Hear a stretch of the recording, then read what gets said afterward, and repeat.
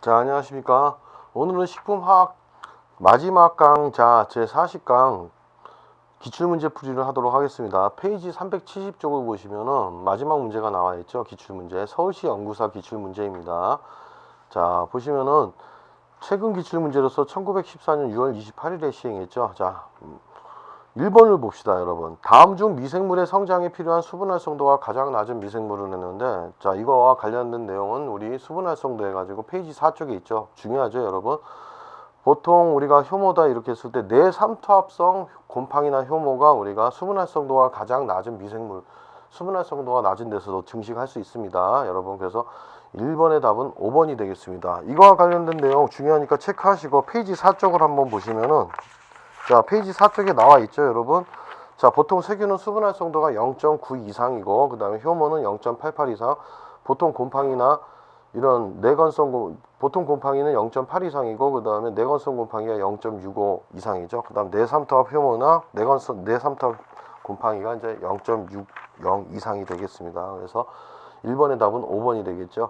자, 이제 370쪽이 2번을 들어가 보겠습니다. 다음 중 유지의 화학적 성질을 설명한 것으로 옳은 것은 했는데, 이것도 좀 잘 봅시다. 중요하니까 체크하시고, 아세틱가라는 거는, 자, 아세틸화 시킨 유지 1g을 다시 가수분해시켜 얻어지는 지방산. 여기서 이제 지방산이 틀렸다는 것이죠. 자, 보통 초산이라고 하고 일명 카르복시산이라고 합니다. 아세트산을 중화시키는데, 자, 지방산 대신에 우리가 초산 또는 카르복시산, 아세트산을 중화시키는데 소비되는 수산화칼륨의 미리그램 수를 얘기하죠. 그래서 보통 하이드록식이 이 수를 정량하는 것을 이용합니다, 여러분.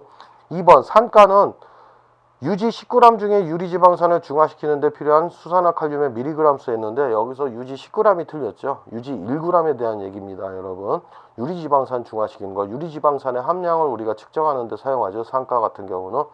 3번 요오드가 같은 경우는, 요오드가는 유지 100g에 첨가되는 요오드의 미리그램 수가 아니라 요오드의 그램 수를 나타내는 것입니다. 미리그램이 아니고 그램 수다. 그 다음에 4번의 해너가는 유지 중에 들어있는 물의 불용성 지방산이죠. 불용성 지방산의 함량을 퍼센테이지로 나타낸 것이죠.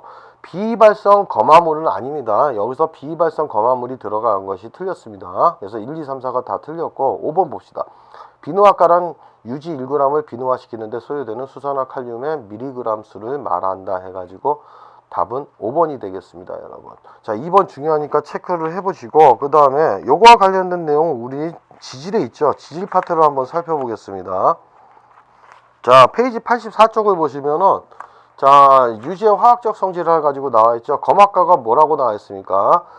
자, 우선은 검학가는 유지 1g을 비누화하는데 필요한 수산화칼륨의 미리그램 수를 나타내는 값이 다 나와 있죠. 그 다음에 3번을 보시면은 이 검학가 비누화 값은 지방산 분자량이 반비례하고 저급 지방산일수록 우리가 탄소수가 낮은 지방산일수록 비누화 값이 커진다는 거, 이것을 얘기하는 것이죠. 그리고 1번 같은 경우 유지는 보통 라이페이스에 의해서 분해되는데 이 중 알칼리에 의한 분해를 비누화가라고 얘기하는 것이죠. 그 다음에 첨가 반응에서 우리가 보시면은 경화가 있고 요오드가가 있습니다.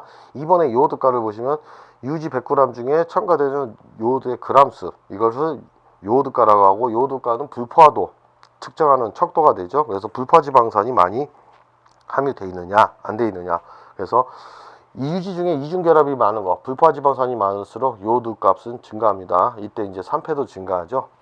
그 다음에 85쪽을 보시면 로단가도 나와 있고, 그 다음에 헥소브로마이드가도 있는데, 로단가는 뭡니까?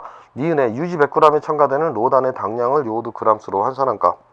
그 다음에 산가가 나와 있죠. 5번에 유지 1g 중에 존재하는 유리지방산을 중화하는 데 필요한 수산화칼륨의 미리그램 수로서 보통 식용유지의 산가는 1, 산가가 낮을수록 좋은 겁니다. 산가가 높으면 높을수록, 자, 안 좋은 것이죠. 품질, 유지 품질이 나쁜 것입니다. 그래서 이거 유지 품질이나 사용 정도를 나타내는 척도가 된다고 나와 있죠, 여러분. 그 다음에 아세틸 값이라고 나와 있죠. 아세틸 값은 아세틸화한 유지 1g을 가수분해할 때 얻어지는 초산, 여기서 초산이라고 나와 있습니다. 초산을 중화하는데 요하는 수산화칼륨의 미리그램 수다. 보통 이제 우리가 지방산이 아니고 초산이라고 보시면 되겠습니다. 그 다음에 뭐 라이헤이트 마이슬 값이라고도 있죠. 이런 것도 한번 살펴보시면 되고, 수용성 휘발성 지방산을 가지고 중화시키는 데 필요한 이 0.1 노르말에 수산화칼륨의 미리그램수 뭐 이런 것들 나와 있으니까 한번 보시기 바랍니다, 여러분. 자, 370쪽 다시 가봅시다, 여러분. 그래서 2번의 답은 5번이고 2번 중요하니까 체크하시고 3번 봅시다. 다음 중 상대적으로 감미도가 가장 높은 당은 했을 때 포도당, 마니톨, 유당, 설탕 나와 있는데 우선은 전화당이죠. 전화당은 포도당과 가당이 동량 혼합물입니다. 그래서 1대1로 혼합되어 있는 것으로서 가장 감미도가 그냥 간단하게 높은 것을 봤을 때는 과당이 높고 그 다음 설탕, 그 다음에 포도당이죠. 여러분, 이거와 관련된 내용은 페이지 218쪽과 219쪽에 있으니까 반드시 참조해서 다시 한번 복습하시기 바랍니다, 여러분. 자, 그 다음에 371쪽 가보겠습니다. 4번 문제죠. 아미노산에 대한 설명으로 옳지 않은 것은 했는데 1번 아미노산은 물과 같은 극성 용매는 잘 용해되나, 자, 에테르 아세톤과 같은 비극성 유기 용매에서는 용해되지 않는다. 맞습니다. 그 다음에 아미노산은 아미노기와 카르복시기가 공존하는 양성 전해질이다. 보통 아미노기 같은 경우는 양전하를 띠고 카르복시기는 음전하를 띠죠. 그래서 양성 전해질 맞습니다. 3번 아미노산의 카르복시기는 알코올과 반응해서 에스테르를 만든다. 자, 아미노산의 카르복시기는 COH죠. 그 다음 알코올에는 OH기가 있는데 COH기와 OH기에서 물 분자가 빠져나오면서 COO 에스테르 결합을 이루죠. 그래서 맞습니다. 자, 그 다음 5번 봅시다. 대부분의 아미노산은 닌히드린과 반응하면 탈아미노 반응에 의해 청자색을 나타낸다. 그렇죠? 자, 이거와 관련된 내용 닌히드린 반응은 페이지 123쪽에 있으니까 123쪽을 참조하시면 되고, 4번이 틀렸죠. 아미노산은 모두가 부재탄소를 가지고 있어. 부재탄소를 가지고 있다가 틀렸습니다. 모두 부재탄소를 가진 건 아니죠. 그래서 2N제곱계의 과학적 이성질체가 존재한다 했는데, 자, 부재탄소수 2N제곱계는 맞지만 모두가 부재탄소라는 게 틀렸죠. 그래서 4번의 답은 4번이 되겠습니다. 자, 4번 중요하니까 체크하시고, 이와 관련된 내용 아미노산에 대해서 다시 한번 살펴보도록 하겠습니다. 페이지 121쪽을 보시죠. 자, 페이지 121쪽을 보시면은, 자, 여기 나와 있는 거 한번 체크해 봅시다. 아미노산의 일반적인 성질 해가지고 1번 양성 전해질이라고 나와 있죠. 그래서 보통 한 문제 내에 플러스기와 마이너스기가 모두 존재한다 나와 있고, 2번 양쪽성 전해질로서 알카리성에서는 산으로, 산성에서는 알카리로 작용한다 했는데, 보통 아미노기 NH2가 산성을 연기성을 나타내고 카르복시기 COH가 산성을 나타내죠. 그래서 여기서 보시면은, 자, 아미노산은 양성 전해질로서 중성에서는 어떤, 자, NH3 플러스 CO 마이너스 양쪽 전하를 다 띄고 있죠. 그렇지만은 산성에서는 어떻게 됩니까? 아미노산이 연기로 작용해 가지고, 자, 양전하를 띄고 있죠. 그 다음에 알카리성에서는 아미노산이 산으로 작용해 가지고, 자, CO 마이너스 음전하를 띄고 있습니다. 그 다음에 이제 3번의 등전점도 중요하죠. 자, 다시 한번 살펴봅시다. 등전점이란 건 뭡니까? 등전점에서는 연기와 산으로 모두 공존한다. 같이 공존할 수 있는 부분을 얘기하는 것이죠. 그 다음 니은 한번 보겠습니다. 아미노산은 중성에 가까운 어떤 특정한 pH에서는 양전하와 음전하가 상쇄되어 전하가 같기 때문이죠. 전하가 0이 된다. 그죠? 그래서 이때는 전기장의 영향을 받지 않죠. 전하가 0이 되기 때문에. 그래서 이와 같은 pH를 우리가 등전점으로 얘기합니다. 이때. 자, 그 다음 디귿. 용해도 삼투압 점도는 최소가 되고 흡착성과 기포성은 최대가 된다. 이 등점점에서 우리가 아미노산 변성이 잘 일어날 수 있죠. 그 다음에 과학적 성질도 나와 있습니다, 여러분. 과학 이성질체라고 돼 있는데, 자, 비대칭 탄소로 존재했을 때죠, 여러분. 이걸 일명 부재탄소라고 합니다, 보통. 자, 페이지 222쪽을 보시면은 이 탄소에 있는 L아미노산 같은 경우 D아미노산은 광학적 이성질체라고 볼 수 있죠. 자, 탄소 주변에 붙은 원자나 원자 단위 4개가 모두 다를 때 이때 탄소를 우리가 부재탄소라고 얘기하죠. 그래서 평광환상이 일어나죠. 그 다음에 122쪽에 3번의 용해성을 보시면은 여기 나와 있죠. 물 알칼리 묽은산에는 잘 녹는다. 어느 정도 친수성 성분이 있기 때문에, 자, 전하를 또 띄고 있기 때문에 잘 녹지만은 2번 비극성 용매에는 잘 녹지 않는다. 이렇게 나와 있습니다. 그 다음에 5번에 보시면은 아미노산의 화학적 반응 있죠. 아질산과의 반응, 탈아미노 반응, 그 다음 카르복실 그룹 제거 반응, 에스테르 및 아마이드 반응, 그 다음에 123쪽에 보시면 닌히드린 반응이 나와 있습니다. 닌히드린 반응은 보통 아미노산 정성 또는 정량에 이용하는 방법이죠. 자, 이렇게 알아두시면 되겠고, 중요하니까 그런 부분 체크해 두시고, 다시 이제 371쪽 가겠습니다. 자, 5번 문제 보시면 이것도 중요하죠, 여러분. 자, 아래 그림에 대한 설명으로 올바르지 않은 것은 했는데, 여러분 봅시다. 우선은 요 문제도 중요하니까 체크하시고 한번 문제를 풀어보고 그 다음에 이거와 관련된 내용 페이지 5쪽을 참조해 보겠습니다. 1번 수분 활성도는 어떤 임의의 온도에서 식품의 수증기압에 대한 같은 온도의 순수한 물의 수증기압 비로 정의된다. 수분 활성도의 정의죠. 1번 맞습니다. 그 다음에 2번 원 영역은 수분 활성도가 굉장히 0.25로 낮은 영역이죠. 물은 주로 고형물의 극성 부위에 강하게 결합되어 있고, 이때 결합수죠. 자유수가 아니고 이동이 안 되고 용매구시를 하지 못한다. 맞습니다. 그 다음에 3번 이 영역이면 보통 수분 활성도가 0.25에서 0.8 이하 사이죠. 자, 물은 고형물의 친수성기 주위에 물 또는 물 용질 사이에 여러 층으로 회합되어 존재하므로 다분자층 물이라고 한다. 맞죠? 보통 우리가 자유수라고 얘기할 수 있죠. 그 다음에 3 영역의 물은 용매로 작용할 수 있다. 자유수죠. 여러 화학 반응의 속도가 증가할 뿐 아니라 미생물이 생장할 수 있으며 동결될 수 있다. 자유수에 대한 특징입니다, 여러분. 자, 5번이 틀렸죠, 여러분. 자, 과일이나 당 함량이 높은 과자류에 등온 흡수 곡선은 S자형이 아니고 대부분의 모든 식품은 역 S자형입니다. 이 그래프를 봤을 때도 이게 S자형이 아니고 역 S자형이죠. 그래서 S자형이 아니다. 역 S자형. 이렇게 대부분의 동식물성인 식품도 J자형이 아니고 역 S자형으로 보시면 되겠습니다, 여러분. 역 S자형. 자, 페이지 5쪽을 한번 살펴보겠습니다. 페이지 5쪽을 참조하시면은 자, 여기도 이제 그 부분이 나와 있는데 등원 흡수 곡선이 나와 있죠. 그랬을 때 페이지 5쪽을 보시겠습니다. 봤을 때 0.25 수분 활성도가 0.25 이하에서는 물의 결합 상태가 이온 결합, 보통 극성 결합을 하고 있죠. 그 다음에 자, 0.25 이상에서 0.8 이하에서는 자, 비영역이라고 되어 있는데 물의 결합 상태는 수소 결합만 이루어지고 비교적 좀 자유롭고, 그 다음에 0.8 이상에서 물의 결합 상태는 결합이 거의 없다. 그래서 물이 굉장히 자유로운 자유수라고 볼 수 있죠. 이렇게 되어 있고, 자, A 부분 봅시다. 여기 나와 있죠. 결합수의 형태로 존재하고 0.25 이하에서는 식품 중에 카르보닐 그룹과 아미노 그룹이 강한 이온 결합으로 형성되어 있다. 그 다음에 디귿 식품 중에 수분이 다른 성분과 단단하게 결합하여 단분자층을 이룬다고 나와 있죠. 수분 함량은 보통 5에서 10%를 얘기합니다. 자, 이 네모 박스에도 나와 있죠. 물분자들이 균일하게 하나의 분자막을 형성했을 때 지방의 산패가 억제되죠. 그게 이제 수분 활성도가 0.31대입니다. A와 B의 경계 부분이라고 얘기할 수 있죠. 자, 6쪽을 보십시다. B 부분 복수분자막이 형성되어 있죠. 물분자층이 이제 2중 이상으로 결합수 형태로 존재하는 건 맞습니다. 자유수가 아니고 오히려 C영역 이상에서 자유수 형태로 존재하죠. 자, 결합수 형태고 물분자는 수소 결합으로 이루어져 있다. 그 다음에 복수분자막 형성에 해당하는 수분 함량. 식품의 수분이 다분자층 형성하죠. 그 다음에 미음, 건조식품에서 최적 수분 함량을 나타내는 범위다. 그 다음에 C 부분 봅시다. 자, 수분 활성도가 0.8 이상에서는 수분 함량도 70% 이상이죠. 그래서 이 니은에 나와 있죠. 결합수가 아닌 자유수. 여기. 자, 그래서 수분 활성도 0.8 이상일 때 자유수 유리수 형태로 존재하고, 그 다음에 수분이 용매로 작용하죠. 그 다음에 니을 효소 화학 반응이 촉진되고 미생물 증식이 여기서 가능합니다, 여러분. 그 다음 미음 식품의 품질 저하가 가장 많이 일어날 수 있는 영역이고, 자, 그 다음에 7쪽에 있는 1번도 수분 활성도가 클수록 효소 미생물 성장 가수분해 반응이 활발해진다. 나와 있죠. 그 다음에 유지의 산화도 나와 있죠, 여러분. 단분자층 수분, 즉 수분 활성도가 0.3 부분에서는 가장 낮지만 0.25 이하에서는 오히려 증가하고 있죠. 수분 활성도가. 그죠? 자, 이것은 어떻게 됩니까?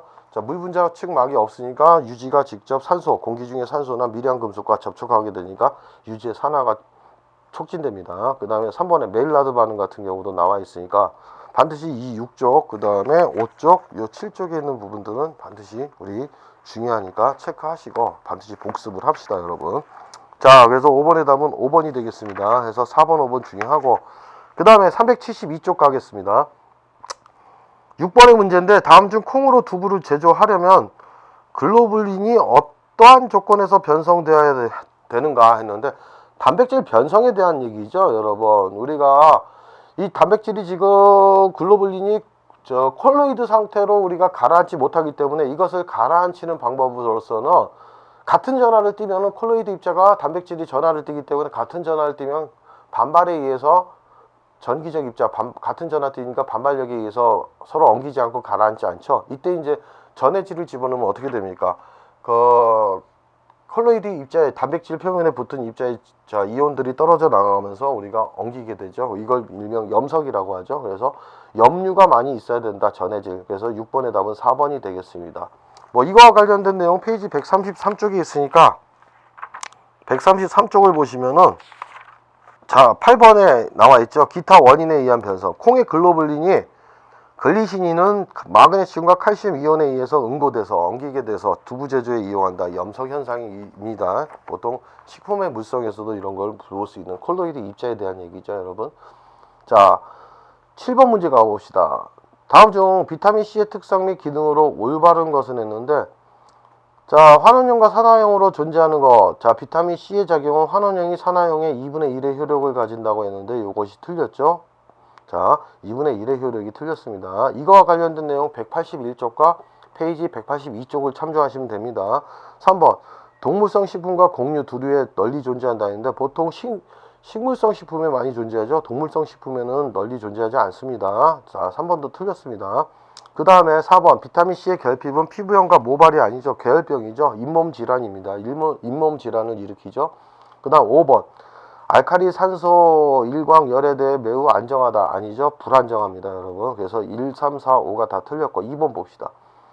건조한 상태에서는 안정하지만 수용액에서는 공기 중 산소, 광선, 기타 산화제들에 의해 쉽게 파괴된다. 맞죠? 그래서 7번의 답은 2번이 되겠습니다. 7번도 중요하니까 체크하시고 181쪽 한번 살펴보겠습니다. 181쪽을 보시면 자, 바이타민 C와 관련된 내용 나와있죠. 모든 생체 조직에 존재하면 산화 환원 반응에 영향을 미치고 L-아스코빅 애시드가 강한 환원력을 가지고 있고 이것이 이제 산화됐을 때는 어떻게 됩니까? 자, 디하이드로 L-아스코빅 애시드가 되죠. 가역적으로 산화가 일어날 수 있다. 그 다음에 4번에 보시면 매우 불안정하다. 그래서 가공 중에 쉽게 파괴가 된다. 그 다음에 5번에 열비, 금속 등에 의해 산화가 쉽게 일어난다. 나와 있죠. 그 다음에 6번을 보시면 아스코빅 애시드의 산화로 인해서 비효소적 갈변 현상이 일어날 수 있습니다. 그 다음 7번은 콜라겐을 형성하고 거의 모든 영양대사에 관여하죠. 그 다음 결핍증으로서는 계열병, 잇몸, 출혈병 등이 있습니다.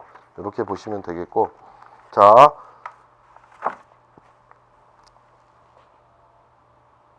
그 다음에 이제 8번 문제죠. 안토시아닌계 하면 색소를 얘기하죠. 안토시아닌계에 대한 설명으로 옳지 않은 것은 이거와 관련된 내용은 페이지 257쪽에 있습니다.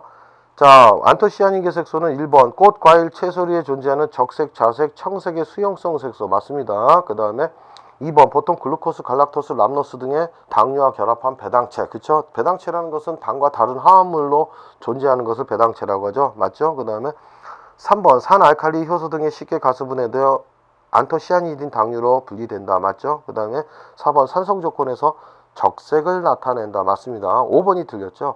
알칼리성 조건에서는 자색이 아니라 청색이 되겠습니다. 자, 그리고 안토시아닌계 색소는 pH에 따라 불안정하죠. 자, 8번의 답은 5번이고 이거 중요하니까 체크하시고 페이지 257쪽을 한번 참조하겠습니다. 페이지 257쪽을 보시면은 자, 안토시아닌계 색소 나와 있죠. 딸기, 포도, 가지의 붉은색 또는 보라색인데 pH에 따라 매우 불안정한 색소. 산성에서는 적색, 중성에서는 보라색, 그 다음에 알칼리에서는 우리가 청색으로 작용한다는 거 알아두시기 바라고 258쪽에도 포도당과 람노스와 같은 배당체로 존재한다고 나와있죠. 배당체라는 건 당과 다른 화합물, 보통 식물에 함유된 물질들을 배당체라고 얘기합니다, 여러분. 자, 그 다음 372쪽 가보겠습니다. 9번 문제죠. 다음 중 유도 단백질인 것은 했는데 자, 우리가 단백질 같은 경우는 단순 단백질, 복합 단백질, 유도 단백질이 있죠. 자, 그거와 관련된 내용은 127쪽에 있으니까 한번 보시고 1번 카제인이나 2번 헤모글로빈, 그 다음에 4번, 5번 뮤코이드하고 알부민 같은 경우는 일명 복합 단백질이죠. 그러면은 유도 단백질인 건 젤라틴입니다. 그래서 9번의 답은 3번입니다. 자, 이거와 관련된 내용 중요하니까 127쪽 한번 살펴보도록 하겠습니다.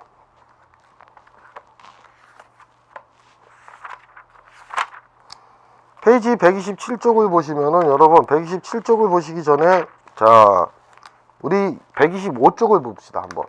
우선 단순 단백질이 나와 있죠. 단순 단백질은 뭡니까? 가수분해를 한 경우 단순히 아미노산과 그 유도체를 생성하는 것으로 가진 단백질이죠. 이거의 종류로는 뭐가 있습니까? 용해도 차이엔 분류지만 알부민, 글로불린, 그 다음에 글루테인, 그 다음에 프롤라민, 히스톤, 그 다음에 프로타민 이런 종류가 있고, 그 다음에 126쪽을 보시면 알부미노이드 같은 경우가 우리가 단순 단백질로 되어 있습니다. 그래서 이 페이지 126쪽에 있는 단순 단백질의 종류, 이 표의 특징하고 우리가 여기에 함유된 것들, 이런 것들 반드시 체크하시고 우리가 살펴보셔야 되겠습니다. 복습하셔야 됩니다. 그 다음에 페이지 126쪽에 복합 단백질 나와 있죠. 복합 단백질은 뭡니까? 단순 단백질과 단백질 이외의 물질이 존재하죠. 당질, 지질, 인산, 색소, 무기질 이 포함된 겁니다. 보통 핵단백질은 핵산이 포함되어 있죠. 인이 포함됐다, 인산. 그리고 인단백질, 당단백질 나와 있습니다. 단백질과 당질이 결합했고, 인단백질은 단백질과 인산이죠. 지단백질은 단백질과 지질, 색소단백질, 금속단백질 있죠. 자, 유도단백질 한번 살펴보겠습니다. 유도단백질의 정의는 물리화학적 변화를 받은 단백질로 변화된 것이죠. 그래서 1차 유도단백질과 2차 유도단백질로 나누는데, 말 그대로 우리가 물리화학적 변화를 받다 보니까 1차 유도단백질은 보통 변성단백질을 얘기합니다. 그랬을 때 이제 이런 변성단백질, 1차 유도단백질의 대표적인 예는 젤라틴, 프로테인, 그 다음에 파라카제인 같은 경우, 피브린 이런 것들을 얘기하죠. 그 다음에 코알듈레이티드 프로테인 해가지고 응고단백질이 있죠. 그 다음 페이지 128쪽을 보시면은 여기에 메타프로테인 같은 경우도 우리가 1차 유도 단백질이라 하고, 그 다음에 2차 유도 단백질은 분해 단백질을 얘기합니다, 여러분. 그래서 분해 단백질이다 해서 프로테오스 같은 경우 펩톤, 펩타이드가 되는 것들, 이런 것들을 보시면 되겠습니다. 자, 반드시 이런 부분 복습을 하시고, 그 다음에 페이지 373쪽을 가보겠습니다. 자, 9번의 답은 3번이고 10번 문제 가보겠습니다. 자, 10번에 1번이죠. 아밀로펙틴의 분자는 가지가 없어 했는데 틀렸죠. 가지가 많죠. 그래서 가지가 없다는 게 틀렸습니다. 그 다음 분자끼리 비교적 빽빽하게 집합할 수 있기 때문에 아밀로스에 비해 노화되기 어렵습니다. 여러분, 이거와 관련된 내용은 페이지 62쪽에 있으니까 살펴보십시오. 자, 페이지 62쪽을 한번 보겠습니다, 여러분. 62쪽을 보시면 여기 나와 있죠. 자, 밑에 보시면 노화에 영향을 미치는 요인에서 아밀로펙틴은 가지가 많아서 입체장애를 받아서 노화 속도가 느리다고 나와 있습니다. 그래서 10번에 1번은 틀렸죠. 그 다음에 2번 같은 경우를 우리가 살펴보시면은 이것도 중요하니까 10번 체크하시고, 베타 아밀레이스하고 알파 아밀레이스 효소가 있는데, 베타 아밀레이스는 타액체액에 존재하며 전분 용액의 점도를 크게 감소시켜. 이게 틀렸죠. 전분 용액의 점도를 크게 감소시키는 게 틀렸고, 액화 효소가 아니라 보통 당화 효소라고 합니다. 자, 여러분, 이걸 당화 효소라고 하고, 이거와 관련된 내용 61쪽이 있으니까 한번 살펴보겠습니다, 여러분. 자, 61쪽에 중요한 부분이 있죠, 여러분. 자, 한번 봅시다. 61쪽에 4번 각종 전분 분해 효소의 특징 해가지고 알파 아밀레이스하고 베타 아밀레이스, 그 다음에 글루코 아밀레이스가 있습니다. 한번 봅시다. 알파 아밀레이스 같은 경우는 타액, 췌장액, 발화 중인 종자들, 미생물에 존재한다 나와 있죠. 그 다음에 두 번째 보시면 전분 분자들의 알파 1사 결합을 무작위로 가수분해하죠. 그래서 덱스트린 형성하고 호정화 현상이죠. 그 다음 말토스와 글루코스도 형성한다. 그 다음에 아밀로펙틴의 알파 16 결합에는 작용하지 못하므로 알파 14 아밀레이즈 한계 덱스트린이 생성된다고 나와 있고, 여기 나와 있죠. 네 번째는 전분 분자들은 가수분해해서 용액 상태로 만들어지며 알파 아밀레이스는 액화 효소라고 부릅니다. 그 다음에 전분을 가수분해했을 때 물력, 결정, 포도당을 만들 때 이용한다. 자, 베타 아밀레이스 한번 봅시다. 감자류, 곡류, 두류, 엿기름, 타액에 존재하죠. 그 다음에 알파 1사 결합을 끊어서 말토스 단위 순서대로 가수분해하는 것이죠. 그래서 말토스가 생성되는데, 여러분, 마지막에 보시면 전분을 가수분해했을 때 단맛이 증가한다고 나와 있죠. 그래서 일명 당화 효소라고 합니다, 여러분. 그 다음에 글루코아밀레이스 같은 경우는 동물의 간조직과 각종 미생물에 존재한다. 이런 것들을 한번 살펴보시기 바랍니다, 여러분. 자, 그리고 글루코스 아밀레이스는 아밀로스는 100% 분해하고 아밀로펙틴은 8에서 90% 분해한다는 것 나와 있으니까 살펴보시면 되고, 자, 그러면은 다시 이제 10번 문제 돌아가겠습니다. 10번에 4번 봅시다, 여러분.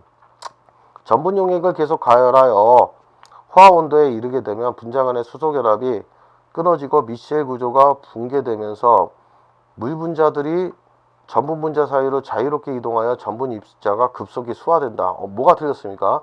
물 분자들이 전분 분자 사이로 자유롭게 이동해서 전분 입자가 급속히 수화된다. 이것이 틀렸죠. 자, 이거와 관련된 내용은 우리가 페이지 60쪽에 있습니다. 자, 60쪽하고 62쪽을 한번 살펴보겠는데, 자, 페이지 60쪽 한번 살펴보겠습니다. 60쪽을 보시면 여기 나와 있죠, 여러분. 자, 호화에 대한 얘기가 나와 있는데 보통 뭐라고 되어 있습니까? 호화 현상 나와 있는데 전분에 물을 가면 미셸 구조가 파괴가 되어 투명한 콜로이드 상태가 되는 물리적 변화 나와 있고, 자, 호화의 메커니즘을 보시면 1단계 물의 흡수, 2단계 팽윤 나와 있고, 3단계를 봅시다. 전분 입자가 붕괴되고 투명한 콜로이드 용액이 된다고 나와 있죠. 그 다음에 C에 보시면 점성이 증가된다 나와 있고, D에 보시면 아밀로스에서 졸, 그 다음에 아밀로펙틴에 의해서는 겔이 형성됩니다. 이런 부분을 살펴보시면 되고, 그 다음에 마찬가지로 우리가 노화 현상을 보시면 62쪽에도 나와 있는데, 그 노화에 대한 얘기, 이것들 중요하니까 살펴보시면 되겠습니다. 자, 다시 보시면은 10번에 5번은 노화는 전분의 화학적 분해가 일어나는 것으로 분자량이 작아 용해도가 크고 효소작용도 받기 쉬우므로, 틀렸죠? 효소작용도 받기 어렵기 때문에 소화성도 좋다가 아니라 어렵답니다. 보통 호화, 알파화가 됐을 때 효소작용도 받기 쉽고 소화성이 좋은 것이죠. 그래서 자, 맞는 답은 3번이 되겠죠. 호화 전분이 알파 전분은 호화 과정에서 미칠 구조가 붕괴되면서 결정성 영역이 없어지므로 뚜렷한 동심 원륜이 안 나타나고 V자형 X선 회절도를 보여준다. 페이지 60쪽에 있으니까 참조하시고, 자, 10번의 답은 3번이 되겠습니다. 자, 중요하니까 이거 체크하십시오. 그 다음에 11번 문제 가보겠습니다. 어류의 비린내의 원인이 되는 냄새 성분을 했는데 알리신 같은 경우는 많은 성분이죠. 자, 이거와 관련된 내용은 페이지 241쪽에 있습니다. 이때 TMA라고 해서 트리메틸아민유죠. 트리아민유 해가지고 트리메틸아민이 어류의 비린내 원인이 되는 냄새 성분입니다. 그래서 11번의 답은 2번이 되겠습니다, 여러분. 자, 이거와 관련된 내용 페이지 241쪽에 있으니까 반드시 참조하시고 11번도 체크하십시오. 그 다음에 12번 문제 가보겠습니다. 다음에 아미노산 가운데 방향적 아미노산 했는데, 방향적 아미노산은 보통 벤젠고리를 포함한 아미노산을 얘기하죠. 그래서 페닐알라닌이죠. 답은 4번이 되겠습니다. 뭐 5번의 세린 같은 경우 히드록시 아미노산이라고 하고, 나머지 1, 2, 3, 5는 방향적 아미노산이라고 부르지 않습니다. 뭐 이거와 관련된 내용 페이지 119쪽에 있으니까 간단하게 살펴보겠습니다. 119쪽을 보시면 여러분, 우선은 아미노산을 분류할 때 중성 아미노산, 산성 아미노산, 염기성 아미노산 했고, 그 밖에 아미노산을 보시면 히드록시 아미노산은 세린, 그 다음에 트레오닌이고, 함 아미노산 요거 중요하죠. 시스테인, 그 다음에 메티오닌 같은 경우가 황을 포함한 아미노산입니다. 방향적 아미노산으로서는 페닐알라닌과 티로신, 그 다음에 트립토판이 있습니다. 그 다음에 이미노 아미노산은 플로린과 하이드록시 프롤린 나와 있죠. 자, 알아두시기 바랍니다, 여러분. 자, 그 다음에 12번 문제 들어가겠습니다. 12번 문제 했죠. 그 다음에 페이지 374쪽 보시면은 13번 문제죠. 자, 효소에 대한 일반적인 설명으로 옳지 않은 것을 했는데, 봅시다. 이거 한번 참조하시면서. 1번, 효소는 단백질로 구성되어 있다. 맞죠? 화학적 촉매작용과는 달리 특정 대상을 선택하여 작용하는 기질특이성. 자, 효소는 특정 기질을 선택하죠. 그래서 효소 기질 복합체를 형성할 수 있죠. 그래서 입체 구조가 맞지 않으면 안 됩니다. 여러 기질에 작용하는 게 아니라 한 종류 기질에만 작용하는 기질특이성 맞습니다. 3번, 효소 반응은 일반적으로 3, 40도씨에서 최적 활성을 나타낸다. 맞죠? 자, 생체 촉매이기 때문에. 4번, 나린지네이스는 강귤의 과피나 과즙 중에 존재하는 쓴맛, 나린진 성분을 분해하여 쓴맛을 감소시킨다. 이거 맞죠? 페이지 201쪽에 있으니까 참조하십시오. 쓴맛을 감소시킨 나린진을 감소시킵니다. 그 다음에 5번, 펙티네이스는 폴리갈락트로닉 에이시드의 알파 1사결합을 가수분해하는 효소이다. 맞습니다, 여러분. 한번 페이지 201쪽 참조해 보겠습니다. 201쪽을 보시면 여기 나와 있죠. 자,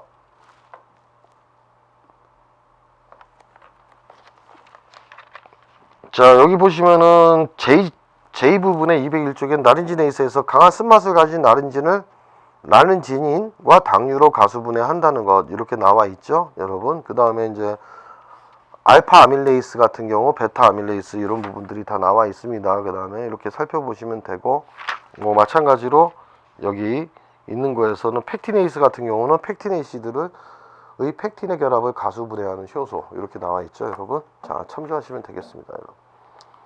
자, 그 다음에 다시 374쪽을 가시면은 자, 13번에서 옳지 않은 것은 했을 때 2번을 봅시다. 알파 아밀레이스는 일명 액화효소라고 하죠. 자, 점도를 감소시키고 액체 성분, 그 다음에 아밀로스와 아밀로펙틴의 알파 일사결합을 비환원성 말단에서 규칙적으로, 불규칙이죠, 여러분. 규칙이 아니라 불규칙합니다. 그래서 답은 2번이 되겠습니다. 이거와 관련된 내용 61쪽에 있으니까 다시 한 번만 살펴보겠습니다. 자, 61쪽 보면은 알파 아밀레이스 같은 경우는 무작위로 가수분해해서 덱스트린 형성한다 나와 있고, 베타 아밀레이스 같은 경우는 보통 알파 아밀레이스를 갖다가 액화효소, 그죠? 가수분해해서 용액 상태로 만들지만 베타 아밀레이스 같은 경우는 가수분해했을 때 단맛이 증가하기 때문에 당화효소라는 거 반드시 참조하시기 바랍니다. 14번 문제 가보겠습니다. 자, 무기질에 대한 내용이죠. 칼슘에 대한 설명으로 옳지 않은 것은 했는데, 이거와 관련된 내용 157쪽에 있습니다. 157쪽을 참조하시고 1번, 2번, 3번, 4번이 다 맞죠. 시금치에 많이 함유되어 있는 옥살릭 에이시드는 칼슘의 흡수를 저해한다. 맞습니다. 157쪽 보시면 나와 있습니다. 2번, 칼슘의 흡수 촉진 인자는 바이타민 D와 유당이다. 맞죠? 그 다음에 인지질이나 핵산의 구성 성분으로 작용하지 않는다. 맞습니다. 인과 칼슘의 비율이 1대1일 때 우리가 칼슘 흡수가 좋다. 맞죠? 자, 5번이죠. 특히 곡류 및 채소에 많고 했는데 곡류와 채소에는 칼슘이 많지가 않죠. 이들이 인체에 흡수가 잘 된다. 자, 5번이 틀렸습니다. 13번의 답은 5번이고 5번도 반드시, 자, 우리 5번입니다. 15번 체크하십시오. 다음 중 단백질 변성에 대한 설명으로 옳지 않은 것은 했는데, 이 단백질 변성에 대한 건 페이지 131쪽과 132쪽에 있으니까 반드시 참조합시다, 여러분. 1번, 콜라겐은 가용성 단백질로 가열하면은 변성되어 응고하게 된다 했는데 수용성 젤라틴을 형성하죠. 응고. 그래서 답은 1번이 되겠습니다. 나머지 2번, 3번, 4번, 5번 같은 경우는 다 맞죠. 2번 봅시다. 어육의 동결에 의한 변성은 분산매인 물이 동결됨으로써 단백질 입자가 상호 접근하여 결합하게 된다. 맞죠? 그 다음에 3번, 생선회에 식초, 산을 첨가하게 되면은 산성에 의한 변성이죠. 생선살이 단단해져서 식감이 좋아지는 것은 산에 의한 변성의 예이다. 맞습니다. 4번, 우유 속의 카제인은 레닌이란 효소 작용에 의해서 변성되어 파라카제인 응고가 되죠. 맞죠? 그 다음에 5번, 식품 중에 알부민, 글로불린은 열에 의하여 응고가 될 수 있다. 맞습니다. 그래서 15번의 답은 1번이 되겠습니다. 15번 체크하시고 그 다음 16번 문제를 가보겠습니다. 곤약, 양갱, 묵과 같은 식품처럼 외부의 힘에 의해 변형을 받고 있는 물체가 힘을 제거하면 원래 상태로 되돌아가려는 현상, 이걸 탄성이라고 얘기하죠, 보통. 자, 그래서 16번의 답은 1번이 되겠습니다. 자, 17번 문제 봅시다. 다음 중 식품에 함유되어 있는 배당체. 자, 배당체라는 건 당과 다른 화합물이 포함되는 거, 보통 식물성에 존재하죠. 식품의 연결이 옳은 것은 했는데 답은 1번이죠. 사포닌 같은 경우가 인삼, 도라지, 배당체를 함유하고 있습니다. 인삼, 도라지가 바로 사포닌, 배당체를 함유하고 있죠. 그러면 2번은 뭐가 틀렸습니까? 리신 같은 경우와 리신인 같은 경우는 감귤보리가 아니라 피마자에 있는 것이죠. 피마자. 그 다음에 듀린 했는데 이거는 메실살구가 아니고 듀린 같은 경우는 수수에 있는 겁니다. 그럼 메실살구에 있는 거는 아미그달린이라고 하죠. 아미그달린. 그러니까 4번의 아미그달린은 인삼앵두가 아니라 메실살구에 있는 배당체를 얘기하는 겁니다. 그 다음에 이포메말론은 같은 경우는 뭡니까? 쓴맛을 내는 거. 보통 고구마가 흑반병에 걸렸을 때 쓴맛을 내는 것이죠. 이포메말론은 수수보리가 아닙니다, 여러분. 그래서 나머지들 2, 3, 4, 5는 다 틀렸고 1번이 되겠습니다. 자, 그 다음에 18번 문제 가보겠습니다. 다음 중 전분의 호정화 현상에 대한 설명으로 옳은 것은 화학적 변화죠. 호정화. 이거와 관련된 내용은 페이지 64쪽에 있으니까 64쪽을 살펴보시면 됩니다. 자, 18번 문제 중요하니까 체크하시고 전분에 아밀레이스를 넣은 후 우리가 최적 온도, 효소를 넣었을 때 최적 온도를 유지시킨다. 이거 틀렸죠, 여러분? 그 다음 3번, 전분에 붉은 산을 넣고 가열했을 때 나타나는, 묽은 산 아닙니다, 여러분. 그냥 가열했을 때 보통 호정화는 물을 넣지 않고, 보통 물을 넣어서 가열하는 건 호화 현상이라고 하고, 물 넣지 않고 가열하는 것은 우리가 호정화라고 하죠. 4번, 알파 전분을 방지하는 베타화되는 것, 이건 노화 현상입니다. 전분의 노화 현상이죠. 호정화와 노화는 다릅니다. 호정화는 보통 덱스트린, 호정이 이제 덱스트린이죠. 그래서 4번에 대해서는 노화 현상이고, 그 다음 5번, 전분에 물을 넣고 가열하면 점도가 증가되는 현상, 이거는 호화 현상이죠. 호화, 알파화 현상. 그래서 다 틀렸고 2번 봅시다. 전분에 물을 넣지 않고 160에서 170도씨로 가열했을 때 분해되는 현상에서 18번의 답은 2번이죠. 자, 18번 중요하니까 체크하시고 이거와 관련된 내용은 페이지 64쪽을 참조하시면 되겠습니다. 19번 문제 가보겠습니다. 다음에 복합 지질 가운데 인지질이 아닌 것은 했는데 여러분 이거와 관련된 내용은 페이지 80쪽과 81쪽에 있으니까 반드시 참조하시고 스핑거 미알린 그 다음에 1번에 스핑거 미알린 2번에 레시틴 그 다음에 3번에 포스파티 리놀 레시톨 그 다음에 세팔린 해가지고 세팔린 같은 경우 이런 것들은 1, 2, 3, 5 같은 경우는 복합 지질 중에 인지질이 맞죠. 자 근데 4번이죠. 자, 강글리오시드 하면은 강글리오사이드 했을 때 이것은 당지질이 되겠습니다. 당지질. 그래서 19번의 답은 4번이고 이거와 관련된 내용은 페이지 80쪽과 81쪽에 있으니까 반드시 참고하시기 바랍니다, 여러분. 그 다음에 우선은 17번 문제도 한번 체크를 해두시고 그 다음에 376쪽 마지막 문제 가보겠습니다. 20번 문제죠. 다음은 식품의 갈변 반응 가운데 마일라드 반응에 대한 설명이다. 마일라드 반응 굉장히 중요하다고 했죠. 많이 살펴봤기 때문에 자, 뭐 페이지 280쪽에 있으니까 그거 참조하시고 그냥 문제풀이만 하도록 하겠습니다. 자, 20번에 1번 비효소적 갈변 반응으로 초기 단계, 중간 단계, 최종 단계 3단계로 진행된다. 맞죠? 초기 단계, 중간 단계, 최종 단계가 있습니다. 초기 단계에서는 우리가 중간 단계 그거 저기 페이지 280쪽 반드시 살펴보시면 되고 뭐 최종 단계 같은 경우는 말 그대로 마일라드 반응에서 이제 그 멜로니딘이 형성되죠. 흑갈색의 멜로니딘 생성 물질이 그 다음에 뭐 스테커 반응도 있으니까 거기 살펴보시면 되고 2번 아미노기와 카르복시기가 공존할 때 일어나는 반응으로 자연 발생적으로 진행된다. 이거 맞죠? 그 다음에 4번 온도가 10도씨만 오르면 반응 속도는 3배에서 5배 증가한다. 맞습니다. 그리고 5번 수분 함량 10에서 15%에서 가장 잘 진행된다. 맞죠? 3번이죠. pH가 낮을수록 반응은 촉진되며 pH 3 이하에서는 급속히 진행된다. 갈변이 억제됩니다. 오히려 pH가 높을수록이죠. 다 이게 중요하니까 280쪽 다시 한번 살펴보겠습니다. 280쪽 보시면 식품의 갈변 현상이죠.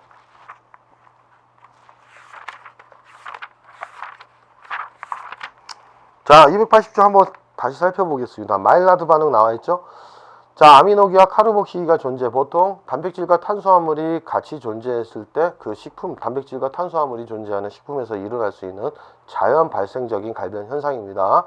자, 초기 단계는 당과 아미노기가 결합되죠. 그래서 질소배당체가 형성된다는 것 나와 있고 그 다음에 중간 단계에서는 환원성 물질, 보통 자신은 산화되고 다른 물질을 환원시켜주는 환원성 물질이 생성이 되죠. 환상화합물, 고리형 화합물이 존재하고 그 다음에 최종 단계는 알돌 축합 반응이 일어나고 멜라노이드 색소를 형성한다는 거. 그 다음에 이번에 마일라드 반응에 영향을 주는 요인 했을 때 pH 3 이하에서 갈변 촉진이 되고 그 다음에 pH가 억제되죠. pH 3 이하에서 갈변이 억제되고 pH가 높을수록 갈변이 촉진된다는 거 나와 있죠. 그 다음에 온도는 올라갈수록 갈변 촉진, 수분은 10에서 15%일 때 갈변이 가장 촉진된다 나와 있습니다. 그 다음에 281쪽을 보시면은 메일라드 반응의 방지법 나왔죠. 이런 것들을 반드시 활용하시고 그 다음에 카라멜리제이션 비효소적 갈변 현상은 뭡니까? 주로 탄수화물이 포함된 식품의 갈변 현상이죠. 그래서 당을 이용한 경우 당을 포함한 화합물을 얘기합니다. 자, 그거의 특징은 3번 고온에서 장시간 가열 시 생성되는 거고 5번 포도당은 과당에 비해 탈수가 어렵기 때문에 캐러멜화가 어렵다. 오히려 과당이 캐러멜화가 쉽다는 것이죠. 그 다음에 이제 비효소적 갈변 반응하면 아스코빅 애시드, 비타민 C의 산화 반응도 있죠. 산소의 유무와 관계없이 비타민 C의 산화 반응은 일어날 수 있다. 자, 이렇게 해가지고 376쪽에 20번의 문제의 답은 3번이 되겠습니다. 자, 20번 체크하시고 자, 이렇게 해서 식품화학 개념 정리와 문제풀이를 마치도록 하겠습니다. 우선은 조금이나 제 강의가 여러분들 그 시험 보는데 도움이 됐으면 좋겠고 자, 반드시 체크해 준 부분의 개념 부분 별표 치거나 체크하신 부분은 그걸 반드시 다시 한번 복습을 하시고 문제 중에서도 중요한 부분의 문제는 다시 한번 복습하도록 하시면 좋은 성과가 나타날 것입니다. 자, 안녕히 계십시오.